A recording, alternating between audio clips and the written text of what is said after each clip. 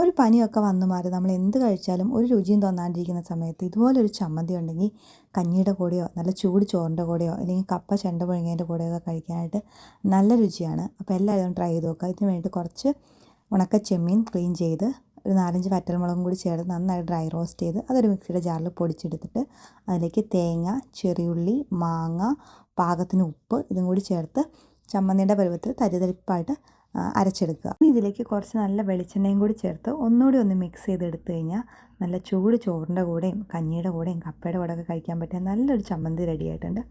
അപ്പോൾ ഇത് ചമ്മന്തി ഇങ്ങനെയല്ല നിങ്ങൾ ഉണ്ടാക്കുന്നതെങ്കിൽ ഒരു പ്രാവശ്യം ഇങ്ങനെ ട്രൈ ചെയ്ത് നോക്കുക. നല്ല ടേസ്റ്റാണ്.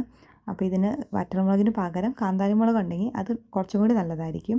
പിന്നെ അതേപോലെ അമ്മിക്കല്ലിൽ അരയ്ക്കാൻ പറ്റുന്നവരാണെങ്കിൽ അമ്മിക്കല്ലിൽ അരച്ച് കഴിഞ്ഞാൽ ചമ്മന്തിക്ക് കുറച്ചും കൂടി അത് പറയേണ്ട കാര്യമില്ലല്ലോ, കുറച്ചും കൂടി ടേസ്റ്റ് ആയിരിക്കും. അപ്പം ഇതെൻ്റെ അമ്മ വീട്ടിലെപ്പോഴും ഞങ്ങൾക്ക് ചമ്മന്തി ഉണ്ടാക്കി തരുന്ന ഒരു റെസിപ്പിയാണ്.